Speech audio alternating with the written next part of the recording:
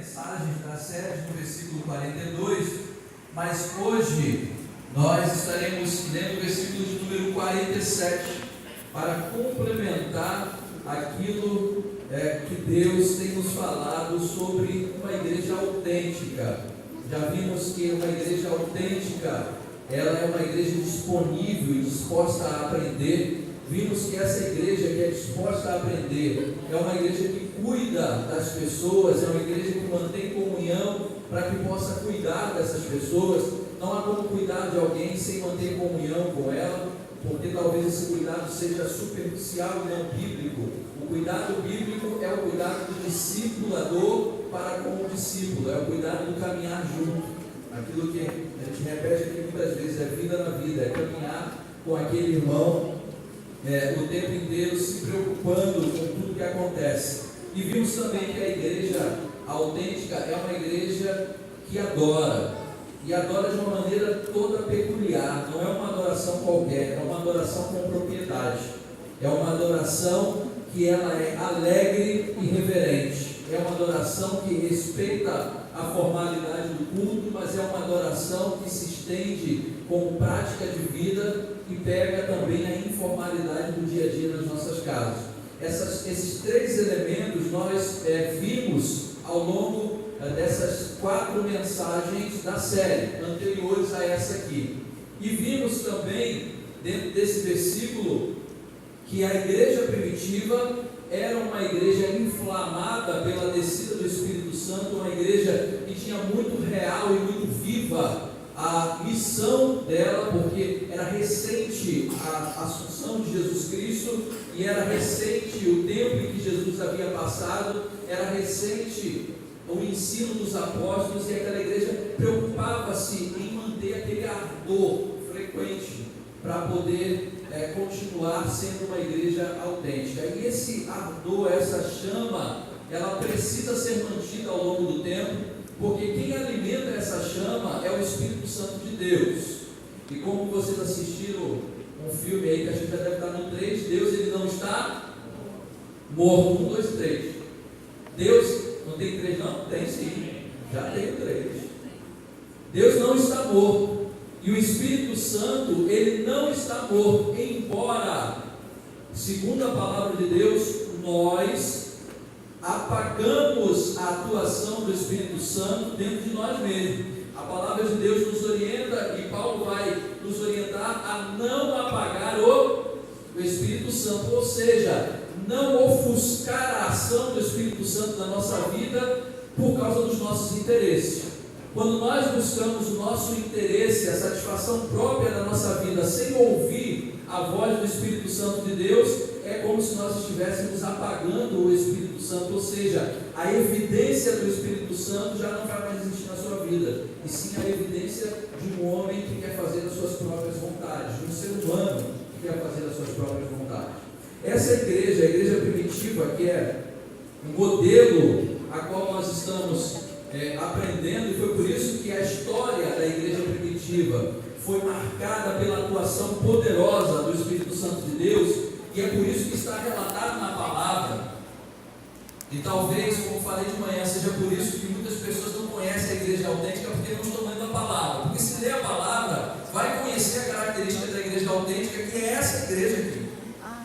E essa igreja praticava essas 3 características de uma forma muito vívida. Era uma igreja, e hoje, quando conversávamos lá no gabinete, eu e Soninha, ao mesmo tempo que sonhávamos, porque na nossa cabeça a gente sempre sonha em fazer algo bom para a escola bíblica dominical, ao mesmo tempo nos frustrávamos ao ver que o resultado não tem sido tão satisfatório como nós queremos, ou como desejamos. Mas por quê? Porque hoje a falta dessa característica do querer aprender dentro da igreja tem dominado os corações de muitas pessoas, e a igreja está enfraquecendo a escola bíblica dominical, quando na verdade deveria ser o local e o momento que deveria estar mais cheia a igreja, porque o aprender é essencial para o crescimento da vida cristã. Ninguém cresce na vida cristã sem aprender de Deus, sem aprender da palavra de Deus. Esquece, se alguém falou para você que você consegue ser cristão e que você consegue uma vida poderosa, uma vida vitoriosa só por declarações, esquece isso, é tudo balela.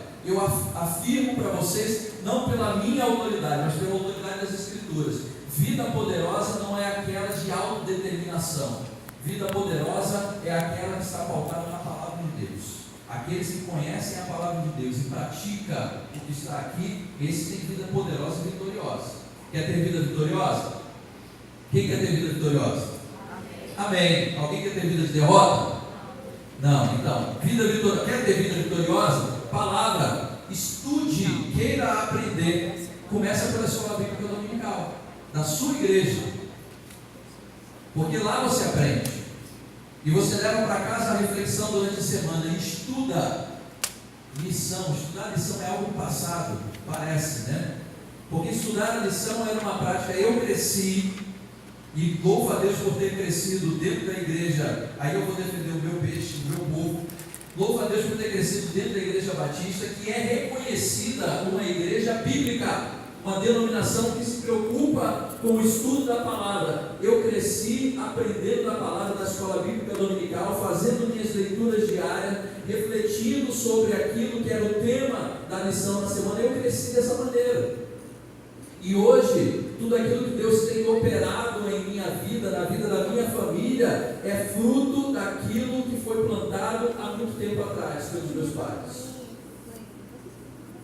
Hoje, eu louvo a Deus de ver o meu filho.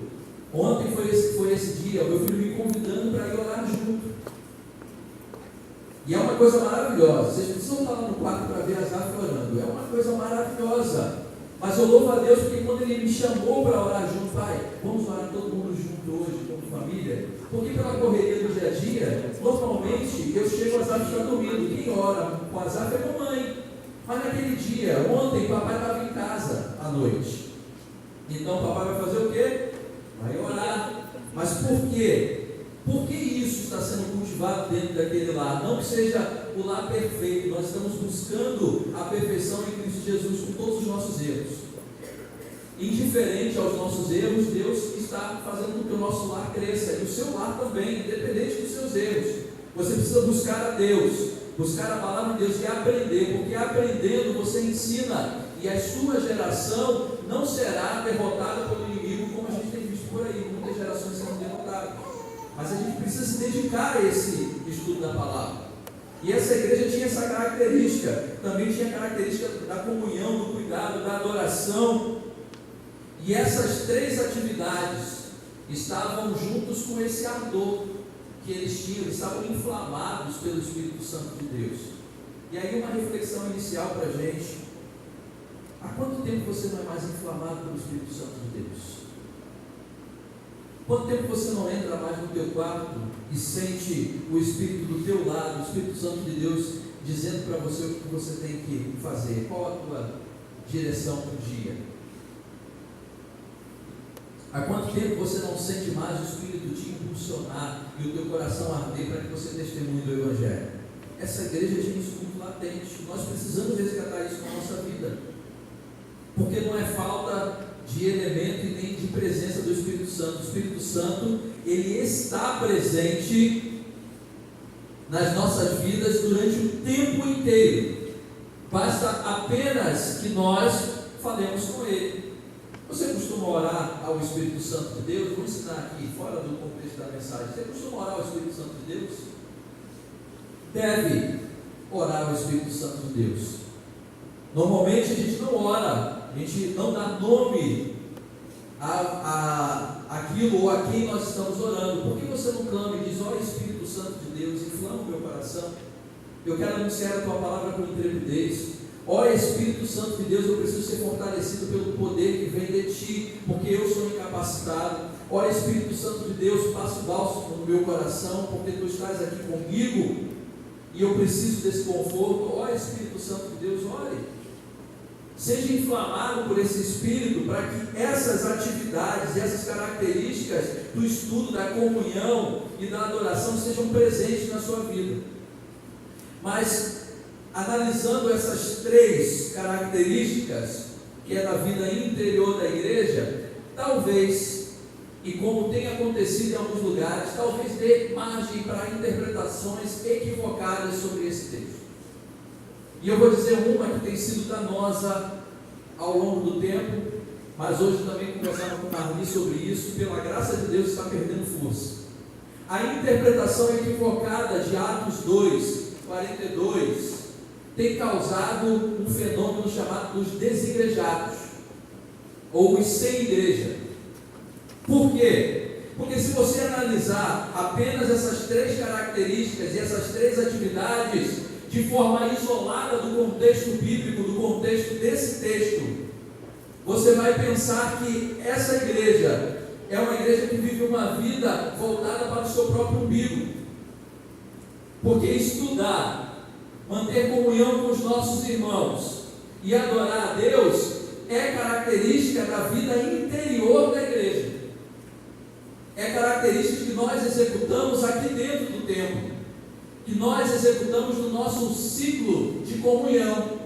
Eu estudo aqui a Bíblia, eu estudo na minha casa ou com um grupo específico, eu estudo, eu cuido das pessoas que eu conheço aqui da minha igreja, embora isso não seja uma verdade, infelizmente, porque a própria igreja não cuida dos seus, deveria cuidar, mas vamos dizer, o mundo ideal da igreja autêntica, eu cuido dos meus, eu adoro a Deus, e parece que é algo muito fechado. E aí você vai pensar nessa vida da igreja voltada para si mesmo, talvez seja uma vida apenas, ou uma igreja apenas preocupada com sua vida doméstica. E algumas pessoas estão lendo esse texto e interpretando esse texto dizendo: você não precisa estar na igreja, porque se você praticar tudo isso que está aqui no versículo 42, você já está no caminho correto. Eu lembro essa frase sendo dita pelo pastor Silas Malafaia, mas não sei realmente de quem é, mas Silas Malafaia repetia muito isso: texto sem contexto é pretexto para criar o quê? Uma heresia. E é exatamente o que aconteceu com os desigrejados, com os sem igreja. O texto é esse, mas o texto está fora do seu contexto, porque o versículo 47 resolve esse problema. Olha, versículo 42, tem o 43, 44, 45, 46, 4 versículos depois. E aí quem estudou interpretação bíblica com o pastor vai saber disso, se lessem os versículos posteriores, os versículos anteriores, certamente não entrariam no erro de pensar que a igreja autêntica é a igreja que vive voltada para o seu próprio umbigo, só no estudo, só no cuidar e só na adoração. Porque o versículo 47, e aí agora vamos ler o texto, versículo 47 diz o quê? Louvando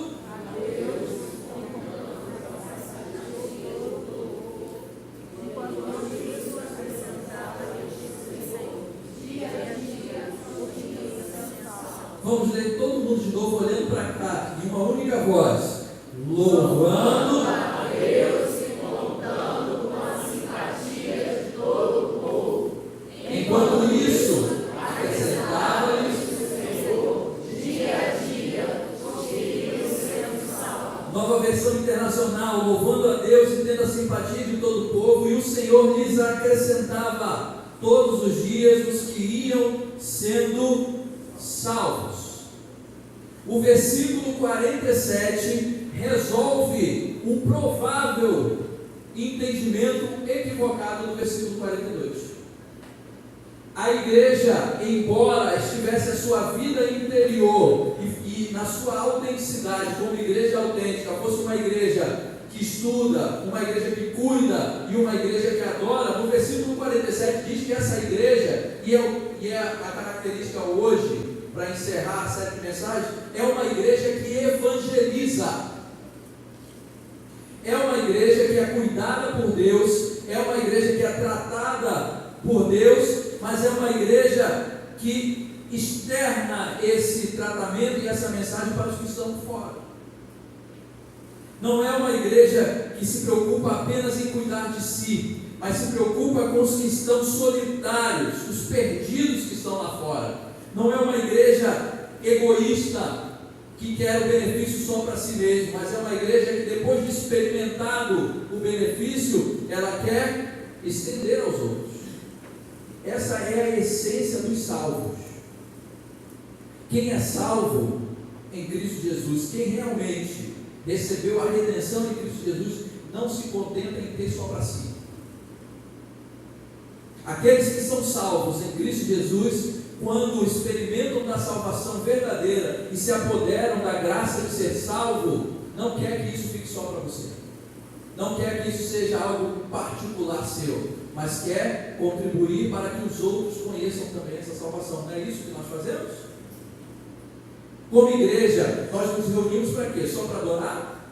Só para cuidar uns dos outros? Ou nós estamos plantados neste lugar para que os outros conheçam Cristo que salva? Porque se for só para se reunir, a gente acaba hoje com a igreja. Porque não há finalidade numa igreja que só se reúne, só vive para a sua vida interna. Porque não foi assim que Jesus instituiu a igreja. Ele instituiu a igreja para ser fortalecida, para ser cuidada, para ser cheia do Espírito Santo. Foi por isso que houve um tempo de ficar em Jerusalém, para ser revestido de poder do alto. Mas depois, Atos 1:8, e recebereis poder quando o Espírito descer sobre vocês, e ser-me-eis testemunhas.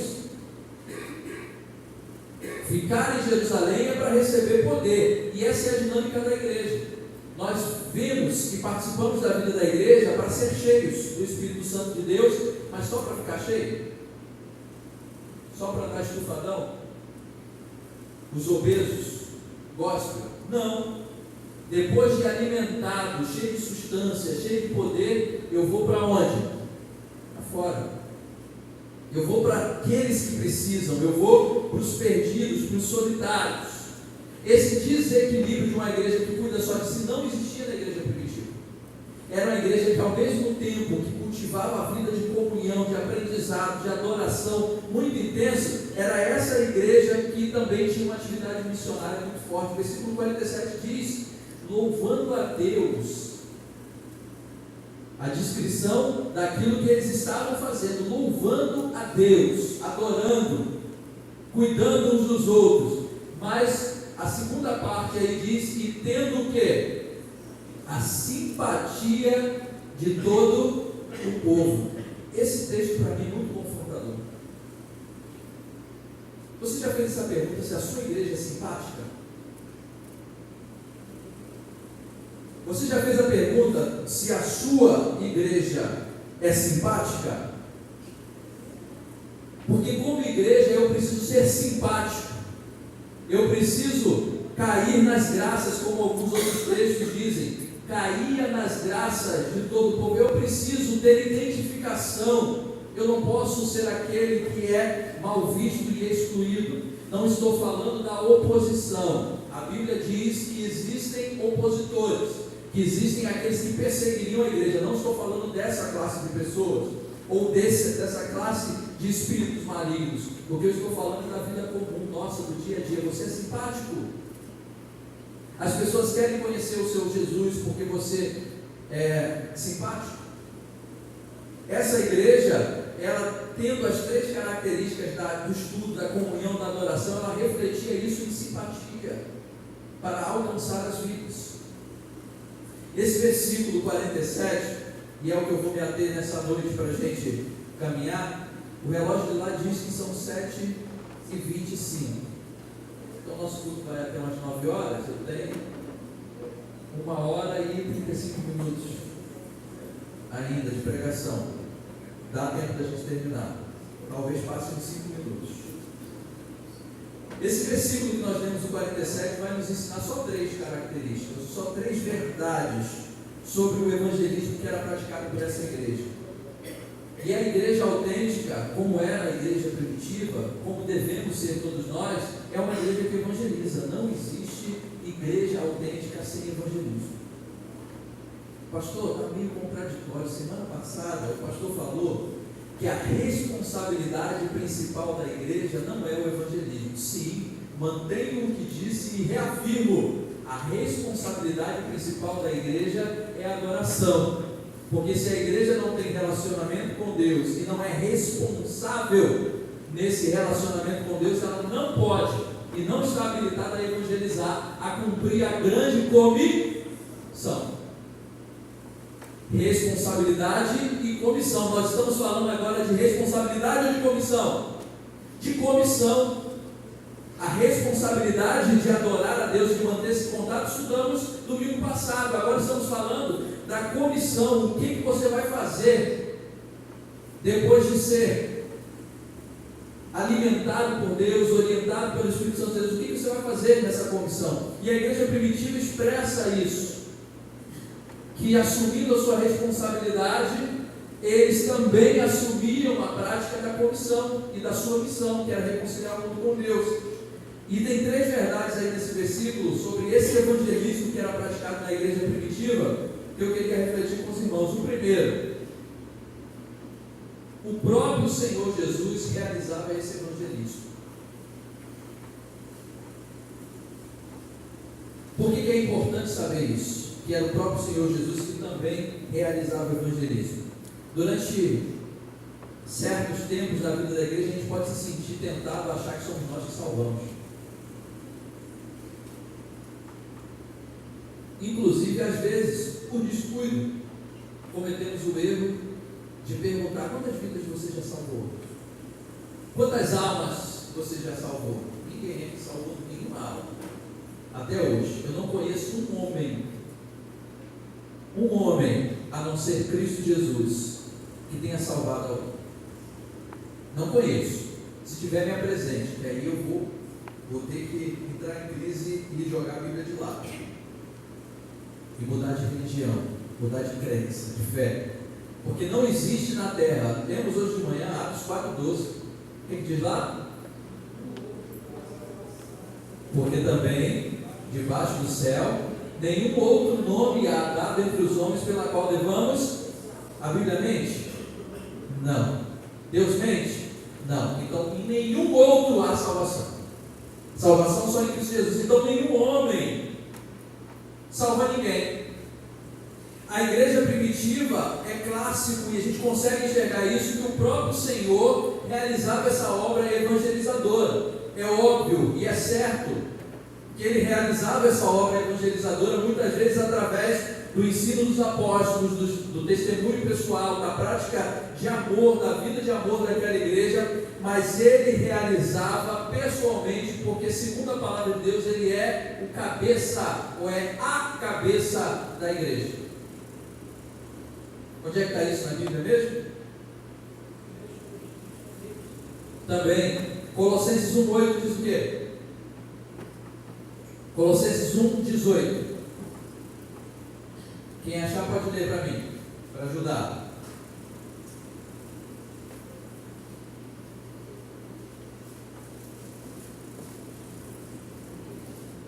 Pode ler algo. Ele é a cabeça do corpo da igreja, é o princípio primogênito das mortes. Ele é a cabeça do corpo, que é quem? A igreja. Ele é a cabeça. Então, na obra missionária do corpo, você já viu algum corpo andando por aí sem cabeça? Só nas histórias lá do Espírito Santo, da roça, né? Ou então lá do interior, você vai ver várias histórias, várias. Mas você, na prática, nunca vai ver um corpo andando por aí sem cabeça. A igreja é o corpo de Cristo que faz essa obra missionária. A igreja sem a cabeça consegue andar? Não, ele é a cabeça da igreja. Detalhe, por que ele é a cabeça? Porque o próprio Deus reivindica para si a primazia, a supremacia sobre todas as coisas. Então, antes de eu fazer um trabalho missionário, eu preciso entender que Jesus é quem faz o trabalho missionário, para não cair na tentação de achar que eu faço alguma coisa. Embora Deus delegue a pastores e a evangelistas, a pessoas, homens como eu e como você, a responsabilidade, e muito mais, vamos falar dos pastores, de admitir pessoas na igreja visível, ele reivindica para si a autoridade e exclusividade para admitir pessoas na igreja invisível. Eu posso, como pastor, admitir você como membro da Igreja Batista de Jardim Progresso, a igreja visível, mas eu não posso forçar a sua entrada no céu na igreja invisível, porque só Ele tem a prerrogativa e a primazia e a soberania para admitir pessoas da igreja invisível da fé. Então, por mais que eu diga que você é membro da igreja, se Ele não te admitiu na igreja invisível, você não é membro do corpo, você não é, porque Ele reivindica para si. Então, Deus trabalha efetivamente na obra evangelizadora, como foi na igreja primitiva, trabalha agora. Por que é importante a gente enfatizar isso? Nós estamos vivendo uma era muito forte de autoconfiança, de autodeterminação.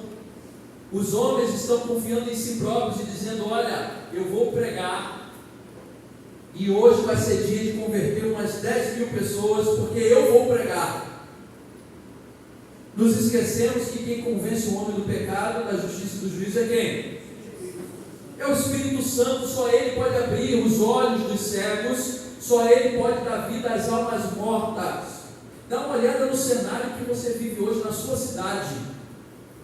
Você consegue, por suas forças próprias, chegar ali, no ponto mais movimentado, chegar lá e falar assim: agora, sai daí. Você consegue entrar naquele coração e quebrar, falar: sai daí, muda tudo isso, vai viver uma vida correta. Agora, você consegue fazer isso? Você sozinho, com a sua humanidade? Não consegue. Sabe por quê? Porque só quem pode fazer isso é o Espírito Santo. Só Ele consegue entrar no coração das pessoas e mudar. Só Ele consegue libertar as pessoas do vício. O próprio homem não consegue, a própria pessoa que está no vício não consegue largar. Eu não consigo fazer com que ela largue o vício. Somente o Espírito Santo pode dar vida às almas mortas. João 16, do 7 ao 11 diz assim: mas eu lhes afirmo que é para o bem de vocês que eu vou. Se eu não for, o conselheiro não virá para vocês, mas se eu for, eu enviarei. E quando ele vier, ele convencerá o mundo do quê? Do pecado, da justiça e do juízo. Vamos parar aqui ponto por ponto. Do pecado, porque os homens não creem em mim. Deus está dizendo que quem faz a obra de convencimento do pecado não é você. Ponto importantíssimo. A igreja, graças a Deus, isso tem mudado. A igreja durante muito tempo foi muito mais tribunal do que hospital, muito mais acusador do que defensor, muito mais julgador do que oferecedor de graça. A igreja foi durante muito tempo dessa maneira, mas graças a Deus o Espírito Santo que atua na igreja não é assim. E a igreja começa a se amoldar à medida em que deixa o Espírito Santo agir. O Espírito Santo não acusa, o Espírito Santo convence. Diferença de acusação para convencimento é gigantesca. A acusação, quem faz é o diabo, que diz assim: olha, você pecou, você não é digno, você não vai entrar, você não pertence a Ele. É assim que o diabo faz. O Espírito Santo diz assim: você está vendo como você está errado? Como é que você está se afastando de Deus? O Espírito Santo vem com aquela voz suave, sussurrando, te convencendo do pecado. E primeiro, o grande pecado, que é não crer em Deus, não crer em Cristo.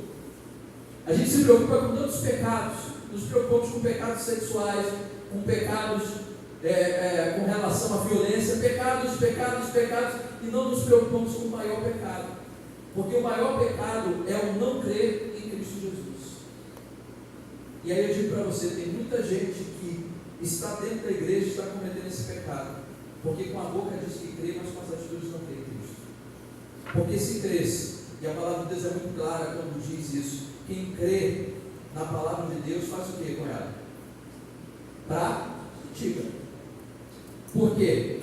É incoerente alguém que crê e não pratica. Se você crê, lá naqueles teus livros maravilhosos de engenharia, lá naqueles cálculos todos, Raquel, se você crê que aquilo ali é exato, é correto, você não pratica aqueles cálculos para fazer o cálculo da medida da coluna que vai sustentar tanto. Não é isso, porque você crê naquele livro, você crê naquela fórmula, você crê naquele cálculo, então você pratica ele. Eu não conheço alguém que creia em alguma coisa e não pratica. Não, eu até creio, mas não vou confiar não. Quando você faz isso, você não está crendo. A mesma coisa acontece na vida da igreja e na vida dos homens. Os homens até dizem que creem em Cristo Jesus, mas não praticam o que ele diz. Se você diz que crê, mas não pratica o que ele ensina, me desculpa, mas eu vou ser duro e sincero para você, você não crê. Porque crer em Jesus é praticar aquilo que ele ensina. Isso é crer. Então o Espírito Santo nos convence desse pecado, não crer em Cristo Jesus. O Espírito Santo também nos convence, ou convence o homem da justiça. É ele que está atuando na terra, convencendo o homem da justiça. E que justiça é essa? Justiça porque Jesus não está mais aqui para pregar: arrependei-vos e convertei-vos. Ele já foi para o Pai. Então o Espírito Santo faz esse trabalho de convencer você e dizer que há uma justiça. Você precisa se arrepender dos seus pecados e se converter, porque senão vai vir sobre você um juízo. Pecado, da justiça e do juízo. Por que o juízo? Porque o diabo ele já está condenado. E aí diz o texto do juízo, por quê? O diabo, o adversário, ele já está condenado. Mas o que tem o diabo a ver com isso? Tem sim, porque o lugar que era só para ele, tem muita gente que está indo para lá. É por isso que Jesus cita que o príncipe deste mundo, que é o diabo, já está condenado. É uma advertência, presta atenção, a condenação do diabo, tem muita gente indo atrás. O inferno era só para ele, e para quem foi junto com ele, lá daquele exército de anjos, que foi junto com ele, era só para eles. Mas tem muitas pessoas que precisam ser convencidas desse juízo, porque o mesma sentença que foi dado ao diabo, infelizmente, vai alcançar muitas vidas dos homens que Deus quer que esteja com ele para sempre, porque os homens estão respondendo de forma negativa. Meu querido, se você ainda não tomou uma decisão por Cristo Jesus, eu quero dizer para você, isso é sério. O Espírito Santo atua com uma obra missionária, ou na obra missionária da igreja, para dizer para você: preste atenção, escute o que ele está dizendo, seja convencido do seu pecado, da justiça de Deus. A igreja está aqui anunciando a justiça de Deus há muitos anos, e também do juízo, porque é sério. Embora muitas pessoas estão evitando falar sobre o inferno, eu digo para você: é real, é sério, a condenação existe, e o diabo já está condenado, ele está tentando levar muita gente com ele. E há uma coisa dentro do ser humano que Deus colocou, que é a capacidade de escolher o seu destino. É você que escolhe para onde você quer ir. O que escolhes hoje, você, meu querido? Vida ou morte? Aí eu me lembro de uma música que eu vi o pastor Ricardo cantar muito, quando tinha os apelos, que fala: meu amigo, hoje tu tens a escolha, vida ou morte, qual vais aceitar? Amanhã pode ser muito tarde, hoje Cristo te quer libertar. Isso é real, meu amigo, a escolha é sua. O Espírito Santo está para te convencer do pecado, da justiça, e para te dizer que haverá um juízo, está diante de você. O próprio Senhor Jesus, que é a cabeça da igreja, está na obra missionária da igreja, clamando por isso. Meu amigo, você tem uma escolha. Escolhe entre a vida ou entre a morte. A escolha é tua, não tem meio termo, não tem purgatório, não tem limbo, não tem lugar que você vai para ficar esperando para se recuperar. Não existe, biblicamente não existe. Ou você escolhe vida ou você escolhe morte. Não há outro tempo a não ser o tempo que se chama hoje para você tomar essa decisão. E a cabeça da igreja, que é Cristo, prega isso na obra missionária da igreja. É hoje o dia de tomar a decisão. E o Espírito Santo está atuando no meio da igreja e no mundo para convencer o homem do pecado, da justiça e do juízo. Uma igreja autêntica é uma igreja que tenha consciência disso, de que por mais que eu faça a obra missionária, o cabeça dessa obra é quem? Cristo. Amém? A segunda verdade aí, né, no versículo 47, o Senhor, Ele não só fazia a obra missionária, não só faz a obra missionária, como Ele fazia duas coisas ao mesmo tempo.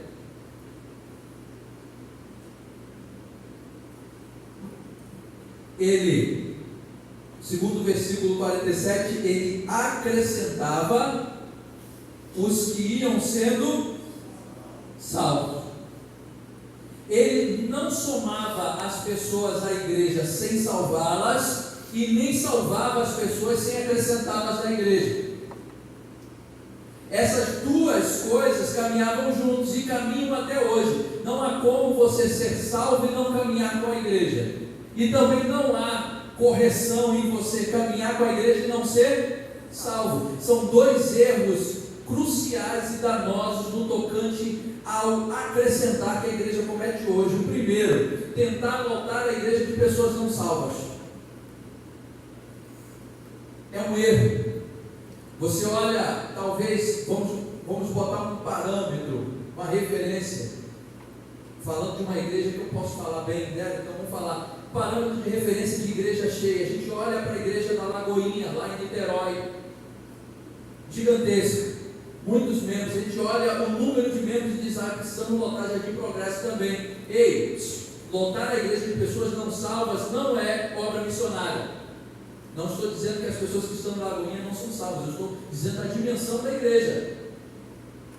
Olhar para a dimensão de uma igreja e achar que a sua tem que ser igual, só porque aquela igreja é grandona, o pastor de lá é legal, é mais carismático, não prega muito sobre fé. Não estou falando da... Gente, eu citei a Lagoinha, não estou falando da igreja em si, eu estou falando da proporção da igreja. E daqui a pouco, está gravando isso aí? Não, né? Não vai dizer que o pastor está falando mal da Lagoinha. Não estava, não. Não, deixa. Não estou falando da dimensão da igreja. A gente acha que a nossa igreja tem que ser grande porque as outras são grandes. Ei, erro grotesco e danoso no tocante a acrescentar. As igrejas estão preocupadas em lotar a igreja de pessoas não salvas. Isso é muito danoso. A gente vai ver isso daqui mais para frente. Segundo erro que a igreja comete: abandonar os que são salvos e não ter interesse em acrescentá-los. Jesus ele vai fazer uma advertência, na verdade a palavra de Deus vai nos fazer uma advertência, que está lá em Efésios capítulo 5, excluindo a primeira parte do versículo, porque é uma orientação de Paulo direto aos maridos. Paulo vai dizer aos maridos para amar suas mulheres. Não estou falando sobre o amor de marido para a mulher, mas ele vai falar algo muito interessante a partir daí. Ele vai dizer assim, que o marido tem que amar a mulher como? Assim como Cristo amou a igreja e se entregou por ela para santificá-la. Olha por que Jesus se entregou pela igreja: para santificá-la, tendo purificado pelo lavar de água mediante a palavra, e apresentar essa igreja que foi lavada, purificada, apresentá-la a si mesmo como uma igreja gloriosa, sem mancha, nem ruga, ou coisa semelhante, mas santa e inculpável. Preste atenção nisso. A igreja que o Senhor Jesus vem buscar não é uma igreja entupida de pessoas não salvas. Ele não vai buscar a igreja de qualquer maneira. Segundo o texto que nós lemos, ele vai buscar uma igreja santa e inculpável. Quando nós cometemos esse erro de colocar pessoas dentro da igreja simplesmente para ter número, nós não cuidamos delas, não acrescentamos ela ao corpo de Cristo. E o pior de tudo, nós estamos tão acostumados a não fazer, a não cuidar das pessoas para acrescentá-las dentro do corpo de Cristo, que quando há salvos dentro da igreja não sabemos nem o que fazer. E isso é danoso para a igreja. Precisamos saber como acrescentar essas pessoas que são salvas à igreja. A igreja primitiva ela tinha isso muito forte. Ela não abandonava aqueles que foram salvos, muito pelo contrário, aqueles que iam sendo salvos, a igreja tinha interesse em acrescentá-los ao corpo de Cristo. E aí vai a nossa reflexão sempre. Nós estamos sabendo fazer isso? Quantas pessoas se decidem por Cristo? E quantas dessas pessoas estão sendo acrescentadas à igreja? Não há outra forma de acrescentar salvos à igreja a não ser através do discipulado. E é por isso que o pastor tem batido na mesma tecla. Nós precisamos despertar para discipular pessoas. Porque não adianta só a pregação de culto. As pessoas precisam de vida na vida. As pessoas precisam de caminhada. Então a igreja precisa estar preocupada sim com a salvação das pessoas, mas também precisa estar preocupada e preparada, se preparar para quando essas pessoas começarem a se salvar, eu conseguir cuidar delas e acrescentá-las, fazer com que elas sejam parte do corpo. Eu fico muito triste quando alguém recebe ou toma uma posição por Cristo Jesus e não consegue ser acrescentado ao corpo, porque falta que os outros membros o agarrem e o joguem dentro do corpo. A igreja autêntica é uma igreja que se preocupa em acrescentar. Jesus, o nosso Deus, faz isso. Ele não salva sem acrescentar a igreja e nem acrescenta a igreja sem salvar. Diariamente, segundo o texto, o Senhor ia acrescentando àquela igreja aqueles que iam sendo salvos e aquela igreja abraçada. Não me recordo agora, durante a semana, alguém me perguntou aí, principalmente quando eu coloquei o texto sobre a cristofagia. Alguém me perguntou sobre a história da igreja primitiva, que alguns tinham a ideia de que a igreja tinha prática canibalista. Havia realmente um entendimento dos romanos, porque eles não entendiam aquele povo que vivia recluso, e as pessoas entravam e não queriam mais sair do meio daquela igreja, porque se sentiam acolhidos, eles não entendiam o que acontecia ali, então ficavam especulando o que acontecia no meio daquela comunidade. Mas sabe o que acontecia? As pessoas que iam sendo salvas, iam sendo acrescentadas e ficavam lá, porque começavam a fazer parte daquele corpo. Porque a igreja autêntica é uma igreja que não só está preocupada em que a pessoa se salve, mas sim está preocupada em que ela se salve e seja acrescentada ao corpo. Isso é a igreja autêntica que evangeliza. Terceiro e último, o Senhor fazia essa obra missionária diariamente. Os cristãos primitivos da igreja primitiva não costumavam ficar esperando momentos de ar livre. Segundo a minha agenda, teríamos dia 18, mas acho que a gente vai remanejar, né, Nenê? Não sei. Estava lá dia 18, talvez bata com a assembleia, estava na minha agenda, ar livre. Tem pessoas que esperam apenas esses momentos para evangelizar. A igreja primitiva não esperava esse tempo de ar livre, de trabalho missionário. Eles não consideravam o evangelismo como uma atividade ocasional. O evangelismo era contínuo, tanto quanto a adoração. O testemunho daquela igreja, o testemunho da igreja autêntica, é um testemunho contínuo. E o Senhor honrava esse testemunho contínuo porque ele acrescentava as pessoas. Porque não era só um momento, mas era a vida da igreja. A vida da igreja era um testemunho. É urgente que a gente retorne a essa expectativa ardente. Porque nós estamos tão desvinculados da prática diária de evangelismo que nós não sabemos o que fazer com aqueles que vão ser salvos. Agora, se nós temos uma prática diária de evangelismo, nós sabemos como discipular. Hoje, e eu escutei uma vez no pastor, e o pastor John Stott escreve no livro a qual usei como base para essa série de mensagens da Igreja Autêntica. O pastor John Stott ele escreve que em uma conversa com o pastor de uma igreja, o pastor estava muito preocupado, porque há muitos anos não havia conversão na igreja. E eles conversando, eles trabalharam o motivo pelo qual não havia conversão na igreja. E John Stott, conversando com esse pastor, ele levou aquele pastor a não se culpar, e sim a raciocinar como é que a igreja estava. Porque não adianta, o Senhor só vai acrescentar pessoas aos locais que sabem cuidar dessas pessoas. Porque Deus, Ele não fica brincando de salvar e de salvar pessoas. Ele quer levar pessoas para o céu. Ele quer levar pessoas para uma vida eterna. Ele não vai acrescentar pessoas nos lugares que não sabem cuidar. E as nossas igrejas, infelizmente, não estão sabendo o que fazer com os novos convertidos. A prática diária do evangelismo é princípio fundamental para saber o que fazer.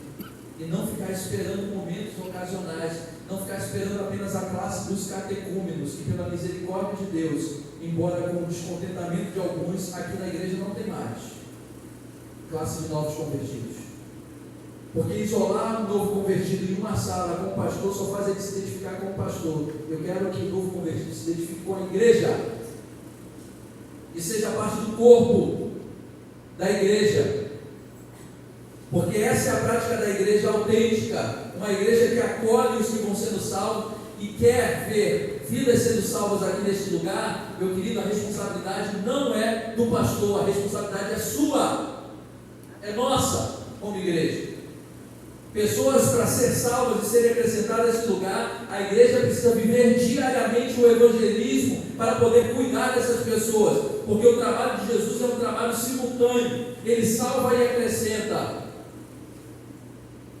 Nós precisamos estar atentos para isso, para ser essa igreja autêntica, preocupada em discipular os novos convertidos. Eu creio em Deus que nós voltaremos a viver esse tempo.